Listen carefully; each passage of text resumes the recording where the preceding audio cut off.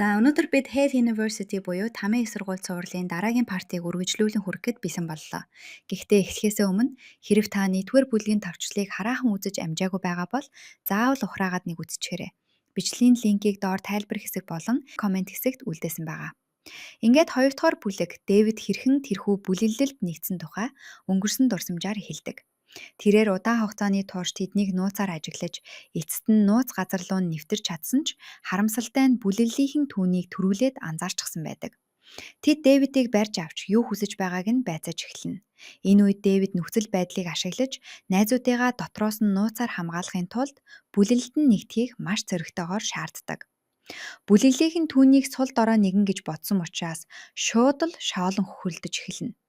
Тэдний ахлагч Дэвидэд хэрэв үнэхээр л тэдний нэг болохыг хүсэж байгаа бол эхлээд өөрийнхөө хүч чадлыг батлан харуулах ёстойг сануулдаг бөгөөд түүнийг бүлэглэлийнхээ хамгийн шилдэг тулаанчтай ямар ч дүрэнгүйгээр тулалдахыг албадаж орхидог. Хүн бүр Дэвидийг айн чичирч татгалзна гэж хүлээж байтал тэр харин ч эсрэгээрээ өөртөө итгэлтэйгээр инээмсэлдэг бөгөөд учир нь тэрээр тулааны урлаг болон боксоор маш сайн хичээсэн чадварлаг нэгэн байдаг. Тулаан ихэлсэн яг тэр мөчөд Дэвид маш ширүүнээр дайрч нөгөөх тулаанчийг хүн танихын аргагүй болчихно зодсноор үзэж байсан бүх хүнийг шоконд оруулж орхидог. Энэ үйлдэлээрээ тэр бүлэглэлийн ахлагчийн хүндэтгэлийг бүрэн хүлээж чаддаг бөгөөд ахлагч түүнийг өөрийн игнэндээ нэгтгэхээр эцсийн шийдвэрээ гаргадаг.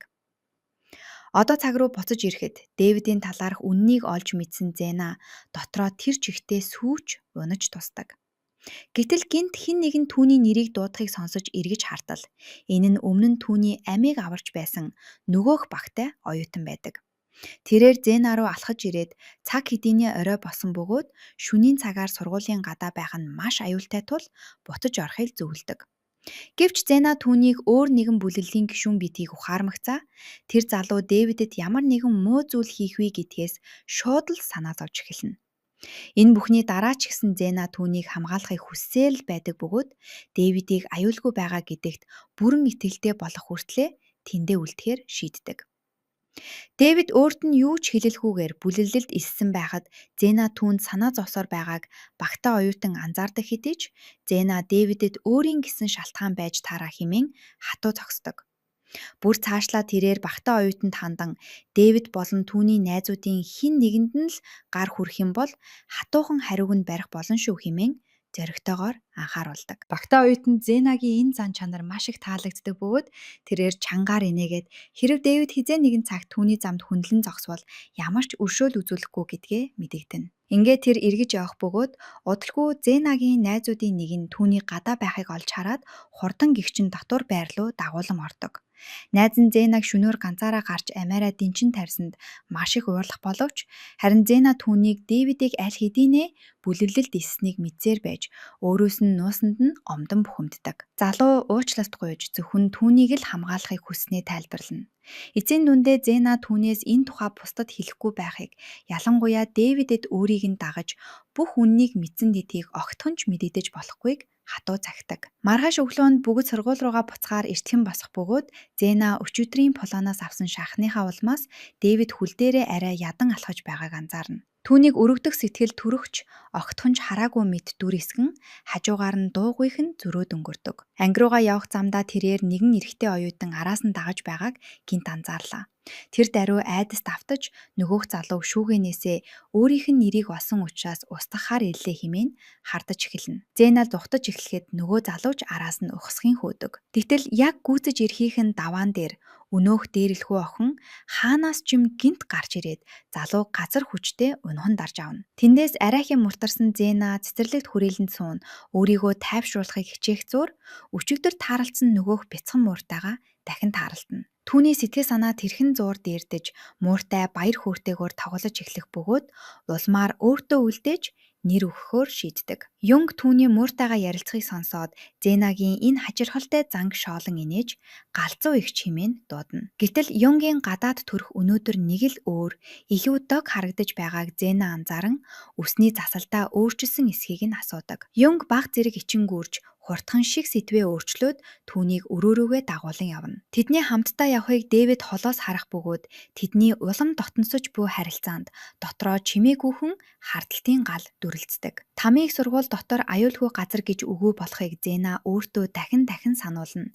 Хинч хизээж өхөж мэдэх тул эндээс амьд үлдэх цорын ганц арга зам бол өвдөөл зүхтах явдал гэдгийг тэр маш сайн ойлгож байв. Дараа нь тэр Йонгийн өрөөнд очиж сургууль үүсгэн байгуулагдсны ойд зориулан тун удахгүй маш том баяр ёслол болох гэж байгааг олж мэднэ. Йонг түүнээс энэхүү арга хэмжээнд зориулсан ямар нэгэн санаа байгаа эсхийг асуухад Зена баярын үеэр салют буудуулах санаа дэвшүүлдэг. Йонгд түүний санаа маш их таалагдаж шууд л зөвшөөрнө.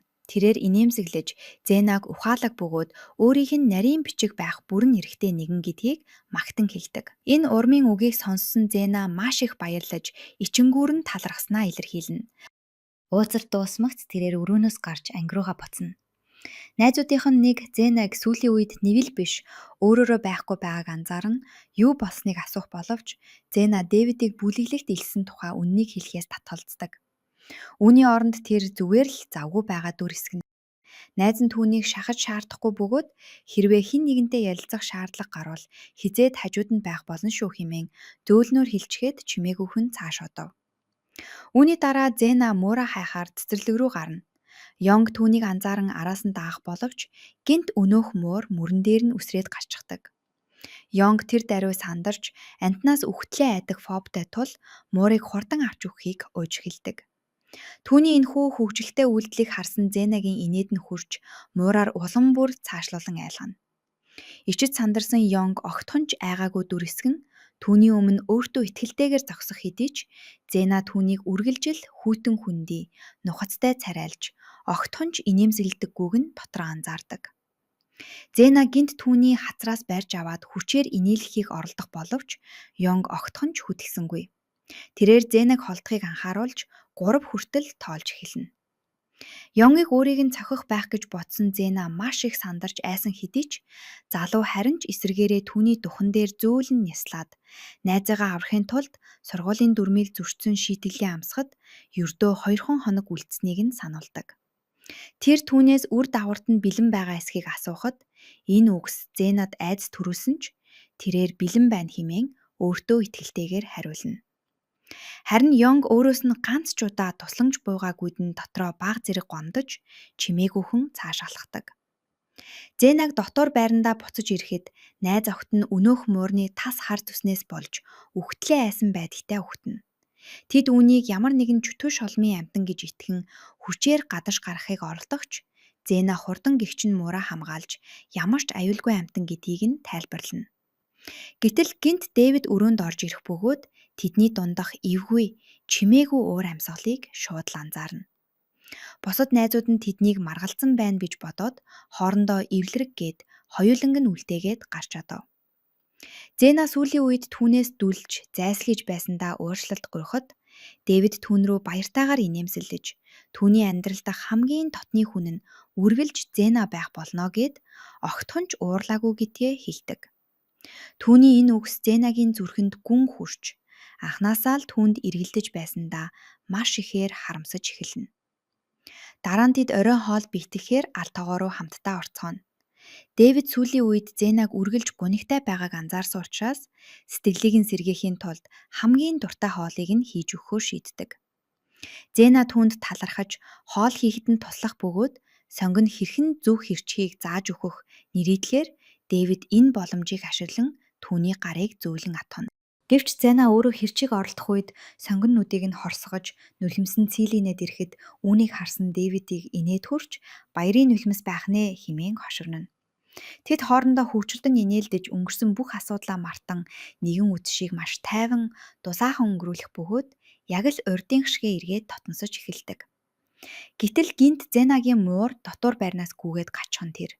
Тэр муураа хайсаар яваад эцэстээ нөгөө харанхуй ойд ирэх бөгөөд ашгүй нэг юм муураа олж хардаг. Баярсан Зена муур руугаа зөөлөн дөхөж очтол гинт ардаас нь өөр нэгэн эмэгтэй оюутан гарч ирээд түүнийг шүүрэн авч хурдхан шиг хамтдаа нуугдчихв.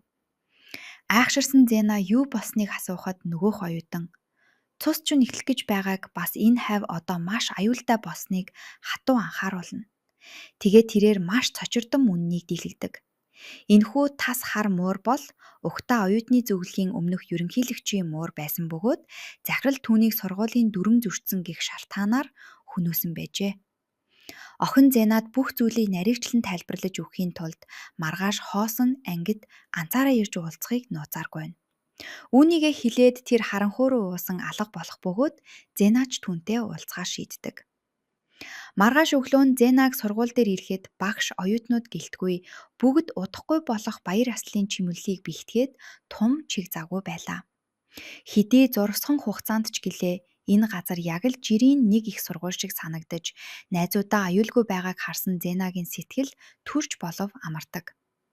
Дараа нь тэрээр Ёнгтой уулзахаар өрөөрөө нь явах боловч дотогш орохынхоо өмнөх нь нэгэн багш Ёнгт хандан Зенад туслах нь дүрм зөрчсөнд тооцогдох бөгөөд үүнээсээ болж оюутны зөвлөлийн ерөнхийлөгчийн суудлаа алдаж мэдхийг нь хатуу сануулгыг сонсч хонно. Гэтэл Ёнг албан тушаалаа алдах нь түүнд огтхон ч хамаагүй гэдгийг маш тайвнаар хариулдаг. Түүний хүсэж байгаа ганц л зүйл бол Зенаг хамгаалж аюулгүй байлгах явдал байсан бөгөөд тэр Зенаг зөвхөн нарийн бичгийнхээ хуваар биш харин түүнээс ч илүү чухал хүн гэж үзэж байгаа нь ихт байлаа. Ёнг хэдийнэ түүнд сэтгэл алдарч эхэлсэн нь ийхүү тодорхой болдог. Ёнгийн энэ үгсийг нууцаар сонссон Зена дотроо маш их баярлах хэдий ч санамсаргүйгээр чимээ гаргаж орхидог. Тэднийг сонсож байснаа баригдахаас айсан тэрээр хурдхан шиг зүхтаж ариун цэврийн өрөөнд орж нуугдана.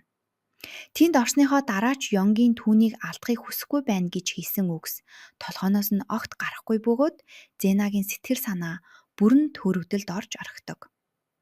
Үүний дараа Зена ойд тааралцсан нөгөөх нууцлаг эмэгтэй оюутантай уулзахаар шийднэ. Тэрээр товлсон цагтаа хоосон ангид ганцаараа ирлээ. Тэд өөдөөсөө харан сууж Зена түүнээс оюутны зөвлөлийн өмнөх ерөнхийлөгчийн талаар мэддэг бүхнээ ярьж өгөхийг хүсгэд охин эцэст нь бүх үннийг дэлгэж эхэлдэг. Түүний ярьснаар өмнөх ерөнхийлөгчийн аав нь тус сургуулийн шинжлэх ухааны багш байсан бөгөөд өвчтөе эхнэрээ итгээх эм гаргаж авахын тулд оюутнууд дээр нууцаар туршилт хийдэг байжээ. Гэвч хүүн уг эмээ буруу хүмүүсийн гарт орж босромог зорилгоор ашиглагдахаас айсандаа ааваасаа энэ бүхнээ зогсоохыг гуйж аргацсан байна. Эцэст нь профессор хүүгийнхээ үгэнд орж нууц лабораторио хааснаар сургуульд хэсэг хугацаанд амар амгалан байдал иргэн иржээ. Гэвч харамсалтай нь захирал тэднийг өөрийнх нь тушаалыг зөрчсөнд галзуур шахам ууралсан байна. Тэрээр ямар ч эргэлзээгүйгээр профессор болон түүний хүүг хоёуланг нь хөнөөж сургуулийг бүхэлд нь битүүмжлэн хэнийг ч оргох боломжгүй болгоод өөрөө нөгөөх эмийг үргэлжлүүлэн хайсаар байжээ. Яг энэ үеэс эхлэн тамийн их сургууль өнөөдрийн шигэ айдас хүрэм шорон болон хувирсан байлаа.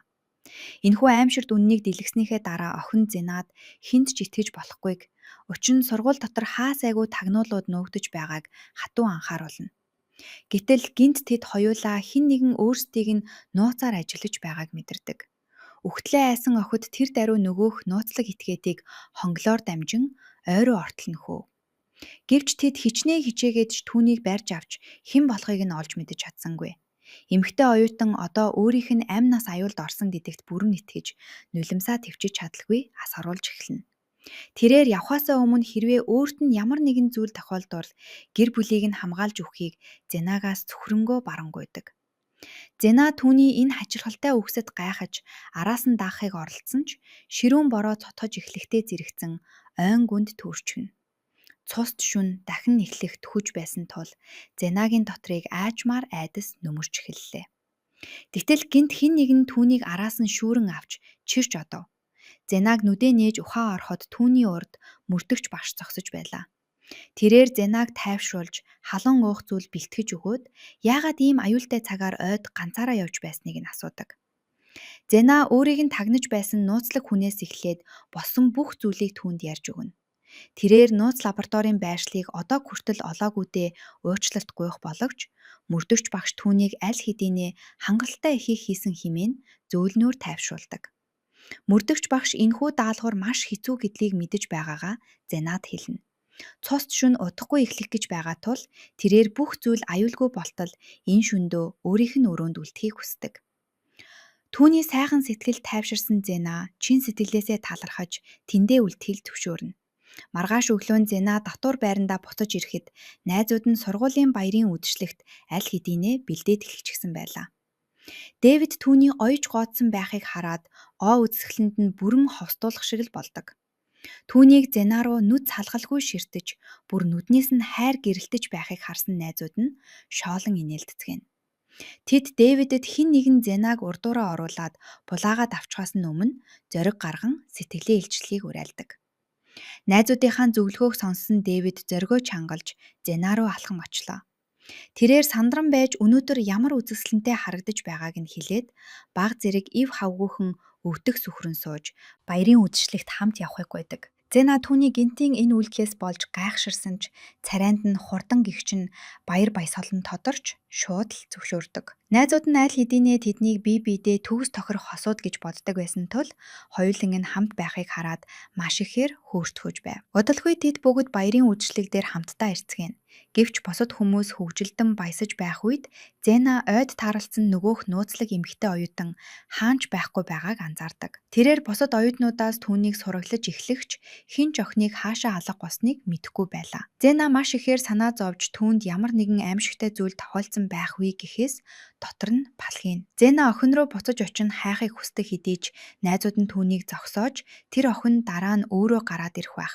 Тиймээс одоо зүгээр л баяраа тэмдэглэцгээе хэмээн ятгадаг. Зена эцэст нь тэдний үгэнд орж найзуудтайгаа цэцэрлэгт хүрээлэн рүү явах бөгөөд тэндээ хамтдаа зураг авч инээлдэж урт хугацааны дараа анх удаага л цагийг маш хөвгөлтэй өнгөрүүлцгээв. Гэтэл гинт хэд хэдэн бүлэглийнхэн баярын талбайд орж ирэхэд Зена том зодон гарч энэ бүхнийг сүйтгэх вэ гэдгээс шууд их сандарч эхэлдэг. Дэвид түүний гарыг зөөлнөр атгаад юу ч босон түүнийг хамгаалах болно хэмээн тайвшруулна. Аз болоход өнөөшин баярын үйл ажиллагаатай холбоотойгоор бүх төрлийн зодооныг түр хугацаагаар хоригдсон тул цус шүн болохгүй гэдгийг тэд удалгүй олж мэддэг. Бүгд үүнийг сонсоод санаа амарч баяраа хамтдаа тэмдэглэхээр шийдэцгэнэ. Удалгүй Дэвид сургуулийн сайхан залуу шалгаруулах тэмцээнд оролцохоор тайзан дээр гарч ирдэг. Зена түүн рүү нүдээ гялалзуулан бүрэн биширсэн харцаар ширтэх бөгөөд найзууд нь түүний энэ хайр гэрэлтсэн харцыг шууд л анзаарч чи түүнд сайн бидтэй хэмээн шоолон үннийг нь хүлээн зөвшөөрүүлэхийг оролдцоодог. Яг энэ үед Йонг санамсаргүйгээр хажуугаар нь өнгөрч таарах бөгөөд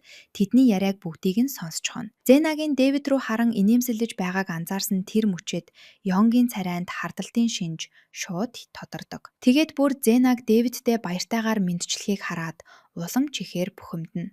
Тэр ямар ч анхааруулгагүйгээр гинт Зенагийн гараас шүүрэн авч олон хүнээс холдуулан чирч яваад тайзны урд өөрийнхөө хажууд суулган тэнцээний үлдсэн хэсгийг хамтдаа үзэхэр болдог. Хөтлөгч шилдэг оролцогчдыг танилцуулж эхлэх бөгөөд тэдний нэгээр Дэвид зарлагдана. Зена түүнийг баяртайгаар чангаар дэмжих боловч Йонгийн дургуун хурж Зенаг Дэвид рүү дахин харуулахгүй тулд гинт нүдийг нь гараараа таглаж орхидог. Дараа нь Йонг цэвэр атаархлын улмаас Зенагийн анхаарлыг зөвхөн өөртөө татахын тулд тэмцээнд өөрөө оролцохоор шийднэ. Түүнийг тайзан дээр гарч ирэх тэр мөчөд сургуулийн бүх оюутнууд түүний гайхалтай гадаад төрөх, өөртөө итгэлтэй байдлыг хараад шоконд ордог хэдий ч Йонгийн анхаарал тэр чигтээ зөвхөн Зена дээр л төвлөрнө.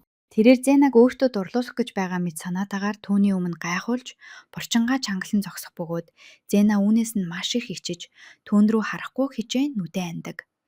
Үүний дараа Йонг гинт Зенаг сонгон шилдэг хосын тэмцээнд өөртөөгөө хамт оролцуулахаар болдог. Зенаг юу болоод байгааг ухаарч амжихаас нь ч өмнө тэрээр түүнийг тайз руу чирч гаргаад бүх оюутнуудын нүдэн дээр гарыг нь чангаар атгана. Зена маш их ичиж эвгүүрхэх боловч түүнд дагахаас өөр сонголт байсангүй. Тэр чимээгүй хүн түүнээс яагаад ингэж байгааг нь асуухад Йонг Дэвид та хоёроос илүүтэйгээр бид хоёр бие биедээ хамаагүй илүү төгс тохирно хэмээн өөртөө итгэлтэйгээр хариулдаг. Удалгүй тэмцээний дүүн гарч тэргүүн байрын эзнэр өнөөхд ирэлгүй охин падарна. Гэтэл Йонг шууд л уурлаж шагналыг нь түүнээс булаан аваад энэ сургуулийн хамгийн үзэсгэлэнтэй охин учраас жинхэнэ ялагч нь Зена байх ёстой хэмээн зоригтойгоор зарладаг. Хүн бүр түүнээс айсан тул түүний энэ шийдвэрийг чимээгүй хүнзэл хүлээн зөвшөөрнө. Зена өөрөө ч Йонгийн энэ үйлдэл бүрэн төөрөлдөж магадгүй Йонг үнэхээр л өөрт нь сайн болсон юм болов хэмээн тайхаж эхэлдэг. Үдшийн төгсгөл Зена найзуудтайгаа цэцэрлэг зогсож байхдаа маргааш түүний шийдэлгийн өдөр гэдгийг гинт сандаг. Сэтгэл санаа нь тагүйдсэн тэрээр бодлоо цэгцлэхийн тулд хэсэг хугацаанд ганцаараа алхахаар шийднэ. Дэвид түүнийг явж байгааг анзаараад хань болохыг санал болгох боловч өнөө шөнө цос шөнө болохгүй тул бүх зүйл зүгээр байх болно хэмээн Зена түүнийг тайвшруулна. Тэрээр ганцаараа явсаар ойр руу чиглэх бөгөөд тэнд Йонг өөрийг нь хүлээж байхтай гинт тааралддаг. Цочирдсан тэрээр түүнээс өөрийг нь ирнэ гэдгийг яаж мэдснийг нь асуухад Йонг зүгээр л инээмсэглээд түүнийг хаан дагааг үргэлж ямар нэгэн байдлаар мэдэрч чаддаг гэдгээ хэлдэг. Тэр аажмаар Зенад ойртож очоод айж байгаа эсхийг нь асууна. Тэгээд гинт огт төсөөлөөгүй нэгэн зүйлийг санал болгодог. Йонг түүнээс өөртөөгөө хамт сургуулаас орохыг хүснэ. Гэвч Зена найзуудаа хизээж орхиж чадахгүй тул шууд л татгалздаг. Тэр найзуудгүйгээрээ ганцаараа амьд үлдснээс тэдэнтэйгээ хамт эндээ үлдсэн нь дээр гэдгээ хэлнэ. Зенаг хайртай хүмүүсийнхаа төлөө өөрийнхөө амиевч золиослоход бэлэн байгааг ойлгосон Йонгийн сэтгэл маш ихээр хүндэтдэг. Эцэст нь Йонг түүнд маргаашийн шийтгэлээс аврагдах ганцхан л арга байж магадгүйг хэлнэ. Тэрээр Зенагийн гарыг зүүлнээр атгаад найз охин нь болохыг гуйдаг. Йонг хэрвээ Зена өөрийнх нь хүн болчих юм бол сургууль доторх хинч түүний шийтгэх нь байтугай. Хурууныхаа үзүүрээрч хүрэхээс айна гэдгийг тайлбарладаг. Йонг хэрв түүнд ганцхан боломж олгох юм бол Зенаг үргэлж хамгаалж аз жаргалтай байлгана гэдгээ чин сэтгэлээсээ амладаг. Зена түүнийг үнэхээр л өөрт нь чин сэтгэлээсээ санаа тавьж байгааг мэдрээд сэтгэл нь маш ихээр хөдлөх бөгөөд нэгэн мөчөд бараг л зөвшөөрөх төхнө. Гэтэл гинт ойн гүнээс хин нэгний чангаар хашгирах чимээ хадлаа. Үхтлээ айсан Зена дуу гарсан зүг рүү гүйж очоод ойд таарагдсан нөгөөх эмэгтэй оюутан газар амьгүй хэвтэж байхыг олж хардаг. Зена энэ бүхэнд өөрийгөө буруутгаж нулимсаа төвчж чадалгүй асгаруулan уйлж эхэлнэ. Яг энэ үед тэрээр ойролцоо зогсож байсан Дэвидийг олж харах бөгөөд түүний сургууль доторх маш олон халдлагын ард байдаг бүлэглэлийн гишүүн гэдгийг нь гинт сандаг. Уурандаа шатсан тэрээр Дэвидийн гараас шүүрэн авч хоёулаа ярилцахын тулд ойн гүн рүү чирж явлаа. Тэнд очоод Зена түүнээс энэ охины үхэлд ямар нэгэн хамаатай эсхийг нь шуудхан асуухад Дэвид үүнийг эрс үгүйсгэж өөрийгөө өмгөөлөхийг зөвхөрөнгөө баран хичээдэг. Тэр хизээж ийм аимшигтай зүйл хийхгүй тул өөрт нь итгэхийг гуйх боловч Зена уйлсан хിവэрэг түүнийг амин хувиа хичээсэн нэгэн болж хуурсанд нь буруутгана. Босод хүмүүс зовж тарчилж байхад тэр зөвхөн өөрийгөө л аврахын тулд бүлэглэлд илсэн юм уу хэмээн түүн рүү дайрдаг. Дэвид түүний энэ үгсэд маш ихээр гомдож анх бүлэглэлд илсэж байсан тэр өдрөө эргэн санана. Тэр үед бүлэглэлийн ахлагч сургууль дотор тун удахгүй маш том цус дайн эхэлж олон оюутан өөхөх болно гэдгийг түүнд анхааруулж байжээ. Найзуудынхаа төлөө үхтлээ айсан Дэвид хэдий өөрийгөө золиослох хэрэг гарсан ч тэднийгээ нууцаар хамгаалахын тулд л тэрхүү бүлэглэлд нэгдэх замыг сонгосон байлаа. Одоо цаг руу буцаж ирэхэд Дэвид эцэст нь Зенад бүх үннийг дэлгэж энэ бүхнийг зөвхөн түүнд хайртай да бас түүнийг алдахыг төвчж чадахгүй дээ л хийсэн гэдгээ хүлээн зөвшөөрдөг. Түүний энэ сэтгэлийн үгсийг сонссон Зенагийн сэтгэл бүрэн эргэж орхино. Тэрээр Дэвидийг дэндүү шудраг бусаа шүүгээ зогсохгүй түүнд эргэлзэж байсандаа тэр даруй уучлалт гуйдаг. Дэвид түүнийг зөөлнөөр тэврээд Зенад хизээж уурлаж чадахгүйгээ хэлдэг. Гэтэл гинт ойролцоо ямар нэгэн чимээ гарч өөр нэгэн бүлэглэлийнх нь тэдэн рүү төхөж ирж байгааг анзаарлаа. Дэвид Зенагийн аюулгүй байдалд шууд л санаа зовж эхлэх бөгөөд юу ч болсон бай нуугдсан хിവэр нүдэн анаад байж байхыг хатуу цагдаг. Тэр Зенаг хамгаалахын тулд өөрийнхөө амийг эрсдэлд оруулахар шийднэ. Түүний гарч ирэх тэр мөчөд бүлэглэлийн гишүүд гартаа зэвсэг барьчихсан зогсож байв. Дэвид тэднээс юу хүсэж байгааг нь асуухад тэд зүгээр л шоолон инээлдэж бүгд зэрэг түүн рүү дайрч эхэлдэг. Дэвид өөрөөс нь ургасан гэдгийг ойлгохч ширүүнээр эсэргүүцэн тулалдаж тэдний нэгийг нь унгаж дүнгэнэ. Харамсалтай нь түүний хитрхи олон дайсан хүрээсэн байлаа. Бүлэглэлийнх нь түүнийг хүчээр далайлгаж ямар ч өршөөлгүйгээр хэрцгийгээр зодож гарна. Ойролцоо нуугдаж байсан Зена Дэвидийн өвдөгтдөө шансан хаширхыг сонсох бөгөөд түүн рүү гүгээд очихгүй хичээн өөрийгөө арайхийн тогтоон барьж байв. Гэхдээ л тэр өөрт нь итгэж нуугдсан чихтэй байгаарай гэсэн Дэвидийн үгийг санан шүд зуун төвчнө. Түүнийг үрд алдахгүй гэхээс үхтлээ айсан Зенагийн хазрыг даган нулимс урсаар байлаа. Бүлэглийнхэн Дэвид рүү дахин дайрахаар бэлтгэж байтал гинт Йонг яг цагаа олж гарч ирнэ. Тэгээд үргэлж байдаг шигэ хэдийгээр үнэхээр царайлаг дур булаам харагддагч тулаан эхлэх тэр мөчөд Йонг ялал аимшигт мангас мэд болж хуурдаг. Тэрээр бүхэл бүтэн бүлэглэлийг ганцаараа бутна гэж орхидог. Үүний дараа Йонг Дэвидэд босготон тусалж яаралтай эмзэг рүү явахыг хэлнэ. Тэгээд ойролцоо Зенагийн уйлах чимээг сонсоод түүн рүү алхан очиж тайвшруулахын тулд зөөлөн дийвэрдэг бөгөөд одоо бүх зүйл аюулгүй болсон гэдгийг хэлээд өөрөө түүний дагуулan эмнэлэг рүү явдаг. Яг энэ үед нууц лаборатори доторх эмч туршилтаа үргэлжлүүлж байхад харуулууд нөгөөх эмэгтэй оюутны цогцыг авчирч байгааг бид харна. Тэд эмчид охиныг дараагийн туршилтанд ашиглахыг тушааж, эмч үүнийг нь дагахаас өөр аргагүй байдалд хүрдэг. Тэрээр туршилтаа үргэлжлүүлэхийн өмнө охины бие дээр 15 гэсэн тоог бичих бөгөөд энэ нь түүнээс өмнө аль хэдийнэ 14 туршилтанд орсон гэсэн үг байлаа. Маргааш өглөө нь Дэвид эмнэлэгт ухаан ороход найзууд нь түүнийг тойроод зогсож байв. Тэд маш ихээр тайвширч биеийн байдлыг нь шалгуулахаар совилогчийг хурдан дуудлаа. Совилогч тэдэнд түүнийг удахгүй идэрэх болно гэдгийг хэлхийн сацуу хэрвээ дахиад жоохон л оройтож ирсэн бол хит их цус алдаад өөхөх байсныг тайлбарлаж өгнө. Бөгөөд совилогчид талархлаа илэрхийлэх боловч түүнийг гарч явах тэр мөчөд Дэвид гинт өвдөлтөө шаналн чангаар хаширч эхэлдэг. Зена сандран юу нь өвдөд байгааг асуухад Дэвид харин баг зэрэг эвгүүрхэн Зенаг шарахтай гар дээр нь сууж байгааг хэлдэг. Ичсэн Зена хурдан үсрэн босож уучлалт гуйх бөгөөд найзууд нь тэднийг шоолон инээлдцгийнэ. Бусд нь өрөөнөөс гарч явсны дараа Дэвид түүнийг санаа зовоосондоо уучлалт гуйхад Зена харин ч эсрэгээрээ өөрийг нь хамгаалахын тулд амиараа дэнчин тавьсанд нь талархлаа илэрхийлдэг. Тэр уйлж эхлэх бөгөөд дахиж хизээж түүнд эргэцгүйгээ амлана. Гэвч Дэвид түүнийг дахин уйлахыг хармааргүй байна гэд оронд нь инээмсэглэхийг зөөлнөөр гуйдаг. Үүнийг сонсоод Зенагийн сэтгэл маш ихээр хөдлөх бөгөөд Дэвидийг унтах хүртэл гарыг нь тавилгүй атхан сууна. Дараа нь түүнийг өрөөнөөс гарч ирэхэд Йонг адаа хүлээж байв. Зена Дэвидийг аварсанд нь талархах боловч Йонг үүнийг зөвхөн түүнд хайртай учраас л хийсэн гэдгээ маш тайвнаар хүлээн зөвшөөрнө.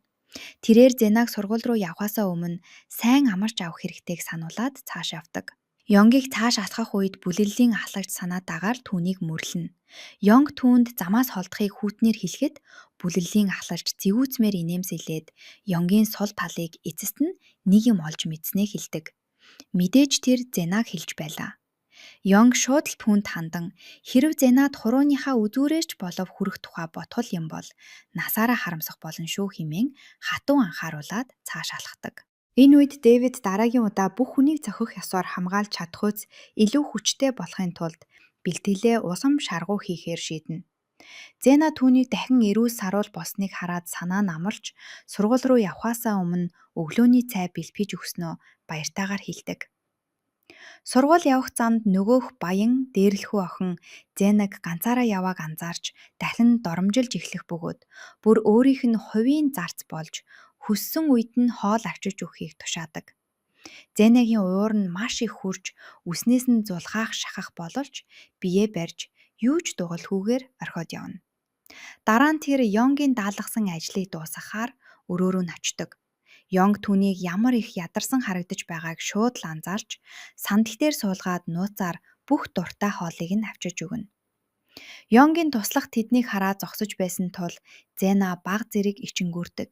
Гэвч Йонг Зенаг тухтай хооллуулахын тулд өрөөнд байсан бүх хүнийг хөөгөөд гаргачихдаг. Тэгээд хэрв итгэхээс татгалзвал өөрөө гараараа хооллоно шүү хэмээн сүрдүүлнэ. Бүсэн ичсэн Зена хурдхан шиг хоолоо идэж эхлэх бөгөөд Йонг түүнийг хайр гэрэлтсэн нүдээр ширцээл байдаг. Яг энэ үед нууц лабораторид харуулууд дахин нэг оюутныг туршилтанд оруулахаар авчирна. Энэ удаад харин улаан оролттой охин байх бөгөөд өмнө нь Зенад тусалж хорийг нь тайлж өгч байсан яг тэр охин мөн байв. Эмч түүнийг хармагцаа ихэд цочирдож бусдаас огт өөр болохыг нь ухаарснаар түүний цуснаас тусгай туршилтанд зориулан дээж авахар шийддэг. Тэр орой Зена дотуур байрлуугаа буцаж явах үед Йонг гинтхэн ардаас нь гарч ирээд хүзүүнээс нь шүүрэн авдаг. Тэрээр хинч хизээж халдаж мэдэх энэ газарт нуруугаа ингэж ил задгай хамгаалалтгүй үлдээж болохгүйг хатуу анхааруулна. Тэгээд Зенаг илүү хүчрхэг болгохын тулд бэлтгэлийн заал руу шууд чирм одов. Гайхалтай нь эхний үед Зена түүний бүх дайралтыг маш хялбархан хааж бүр дэгэтэн унгаж орхидог. Тэрээр бардам гэгчин инээмсэглээд надад заахаасаа өмнө өөрөө эхлээд бэлтгэл хийх хэрэгтэй юм биш үү хэмээн давхуурхана. Йонг түүний ур чадварыг хараад үнэхээр гайхширдагч хоёрдугаар үе эхлэхэд хүчээ нөөхөө бүр мөсөн болно. Энэ удаад тэрээр маш ширүүнээр дайрч одоо тоглоом дууссан гэдгийг санууллаа. Зена одоо түүнд хурууныхаа үзүүрийг ч хүргэж чадахгүй болсноо гинт ухаардаг. Учир нь Йонг түүний бүх цохилтыг ямар ч төгөггүйгээр хааж хурд хүчээрээ бүрэн илүүрхэж эхэлсэн байв. Бэлтгэлийн явцад Йонг түүнд зөвлөгөө өгч хэдийгээр чи хүчтэй ч гэсэн тэсвэр тэгчээр чинь дэндүү муу байгаа нь хамгийн том сул тал чинь байна гэдгийг хэлж өгдөг. Зенач түүний шүүмжлэлийг хүлээж авч цаашдаа өдөр бүр түүнтэй хамт бэлтгэл хийж байхаар шийднэ. Бэлтгэл дуусны дараа Зена түүнээс яагаад заавал өөрийг нь нарийн бичээрээ сонгосныг асуудаг. Харин Йонг түүнийг анх харсан тэр мөчөөсөө л хайртай хүмүүсийнхээ төлөө амиа өгөхөөс ч буцахгүй зоригтой онцгой нэгэн гэдгийг нь мэдсэн гэдгээ чимээгүйхэн хүлээн зөвшөөрнө.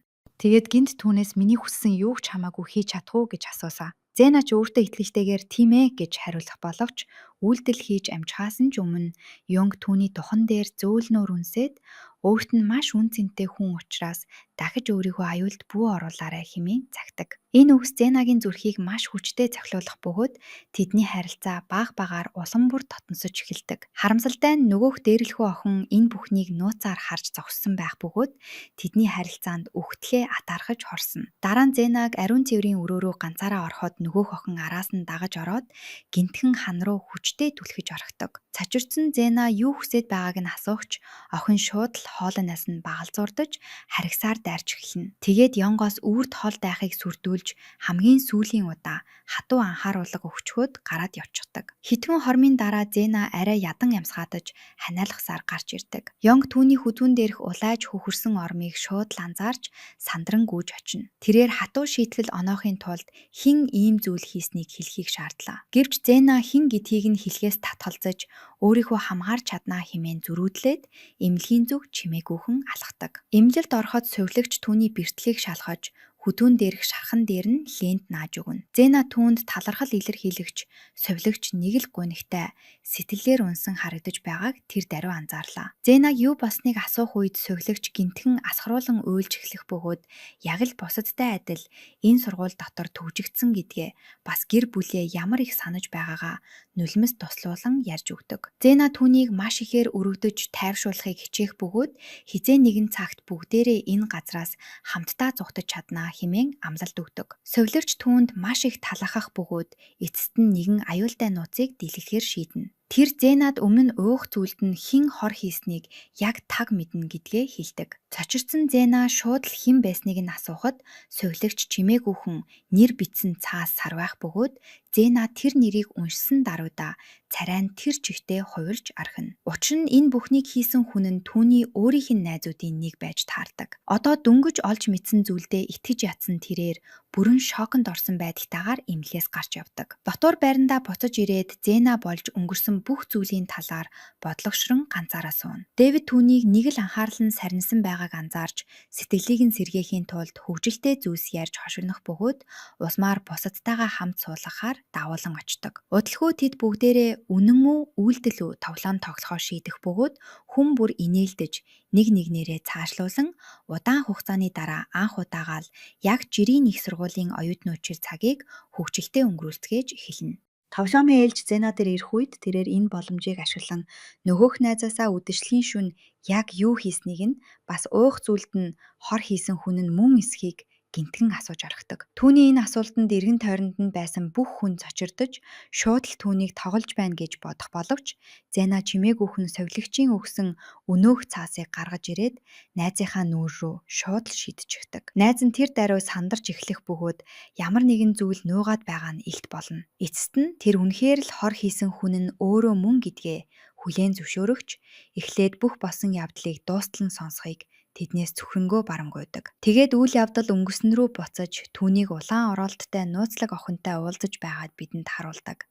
Тэр охин Зенагийн амь нас аюулд орсон бөгөөд захирал түүнийг замаасаа зайлуулахаар төлөвлөж байгааг түүнд анхааруулсан байлаа. Тийм ч учраас охин түүнээс Зенагийн уух зүйлд хор хийхийг гуйсан бөгөөд ямар нэгэн муу зүйл болохоос өмнө ерөнхийг нь нууцаар өгөх болно гэдгээ амлажээ. Ингэснээр тэд хинт ч сэжиг авахуулалгүйгээр захирлыг хуурч чадах байв. Өөр ямар ч сонголтгүй болсон тэрээр зөвшөөрч охины гуйсныг яг л ёсоор нь хийсэн байдаг. Охин ч амласан ёсоороо хожим нь хинт ч анзаарагдaltaгүйгээр цонхоор ерөнхийг дамжуулж өгсөн нь тэр байв. Бүх зүйлийг тайлбарсны дараа тэрээр амь насыг нь эвсдэлд оруулсандаа Зенагаас уучлалт гуйвч энэ бүхнийг зөвхөн түүнийг хамгаалахын тулд л хийсэн гэдгээ хэлдэг. Үннийг сонссон бүх хүн шоконд орцгооно. Ийм аюултай зүйлийг тэднээс нуусанд нь галзуурах шахам уурсан Дэвид шууд л тэгчээрээ алдаж найзаасаа заамдаж авахч Зена хурдан гихчин түүнийг зогсоож амждаг. Уурлахын оронд Зена түүнийг зөвхөн өөрийг нь аврахыг л хүссэн гэдгийг ойлгосон учраас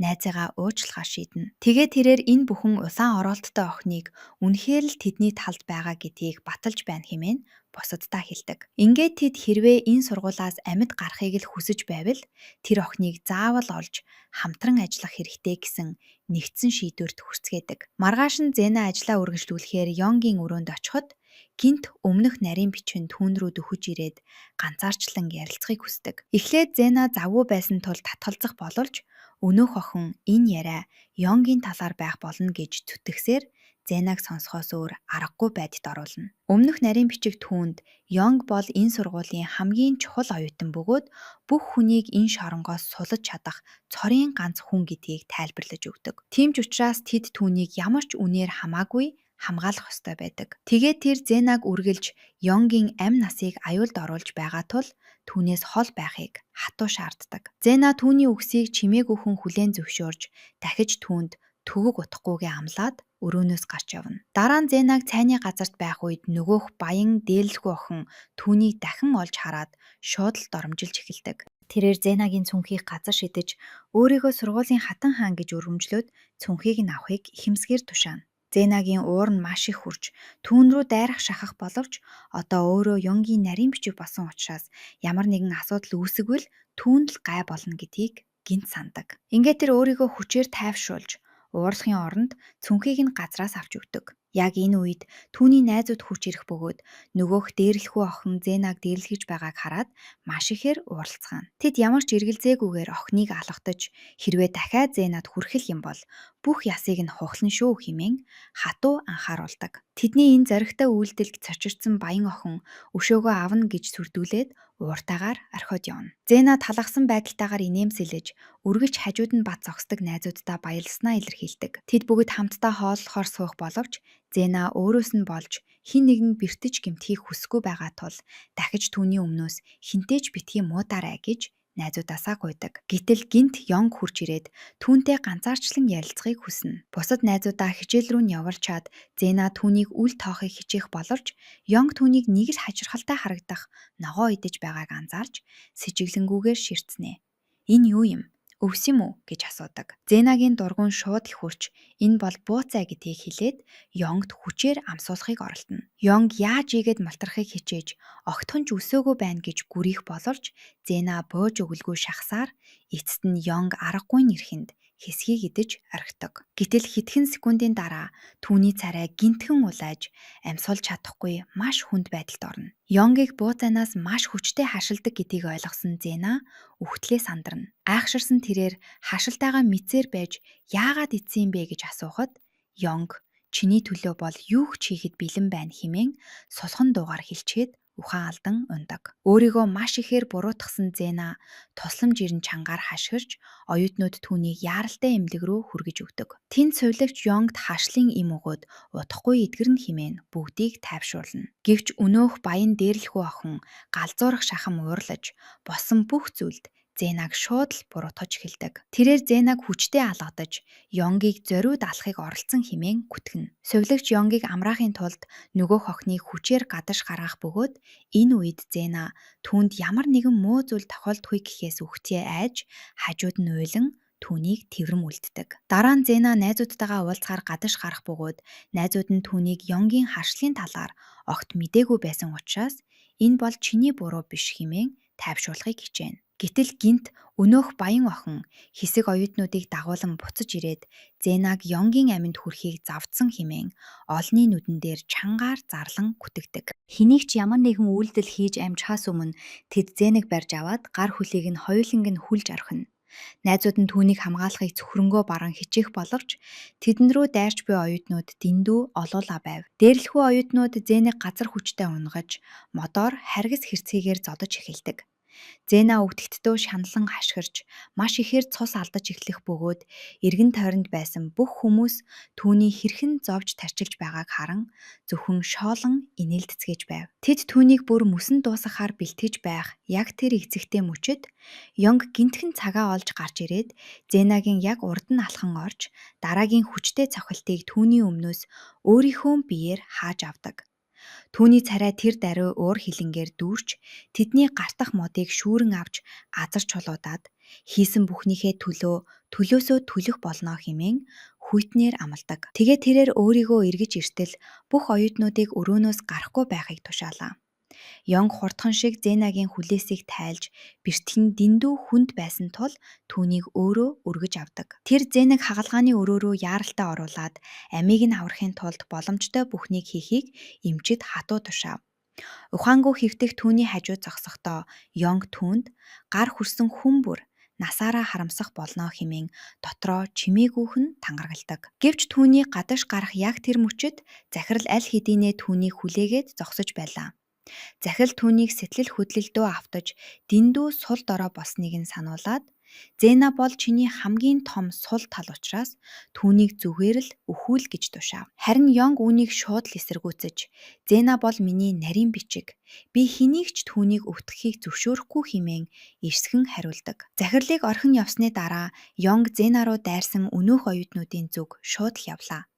Баян охин түүнээс цөхрөнгөө баран уучлалт гуйж зөвхөн түүнд санаа тавьсандаа л ингэж үйлдсэн хэмээн уйлж дахин нэг боломж олгохыг гуйж эхэлнэ. Гэвч Йонг түүний уучлалтыг огтхон ч хүлээж авсангүй. Харин ч эсэргээрээ түүний сургуулийн Хадан хаан гэх цолыг хурааж аваад энэ сургуулийн хамгийн үзэсгэлэнтэй охин учраас Зена л энэ цолыг хүртэх эрхтэй хэмээн зарладаг. Түүний энэ шийдвэрийг сонссон бүх оюутнууд шоконд орцгооно. Учир нь Йонгийг олны нүдэн дээр баян охиныг биш Зеныг сонгоно гэж хинч төсөөлөөгүй байв. Үүний дараа Йонг сургуулийн шилдэг оюутнуудын нэрсийг зарлах бөгөөд тэдний дунд Зена, Дэвид хоёулаа багтсан байлаа. Найзууд нь тэднэр маш их бахархаж, чангаар ухаалан дэмжицгэн. Дараа нь Йонг бүлэглэлийн гишүүдтэй нууцаар уулзаж, дараагийн цуст шөнөөр Зена руу дайрахад оролцсон хүн нэг бүрийг хатуу шийтгэхэр тушаадаг. Энэ үед Зена ухаан ороогүй хിവэр байх бөгөөд ойд ганцаараа төгжигдэж, оюутнууд түүнийг тал талаас нь хөөж байна хэмээн хар дарж зүүдэлнэ. Тэрээр үхтгээ айн хаширсаар сэрэхэд орных нь хажууд Йонг сууж байлаа. Түүний сэрсэнд санаа амарсан Йонг өөрөөс нь болж бэрцэнд уучлалт гуйх боловч Зена харин ч амийг нь аварсанд талархал илэрхийлдэг. Энэ үгийг сонссон Йонг зөөлнөр инээмсэглээд түүний гарыг атхан хажууд нь байх цагт хинч дахиж түүнийг өвтгөхгүй хэмээн амланаа. За сонирхолтой бичлэгүүдийг цаг алдалгүй үзхийг хүсвэл сувагтаа subscribe хийж хонхны товчийг дараарай. Үзсэн бүх хүмүүстээ баярлалаа.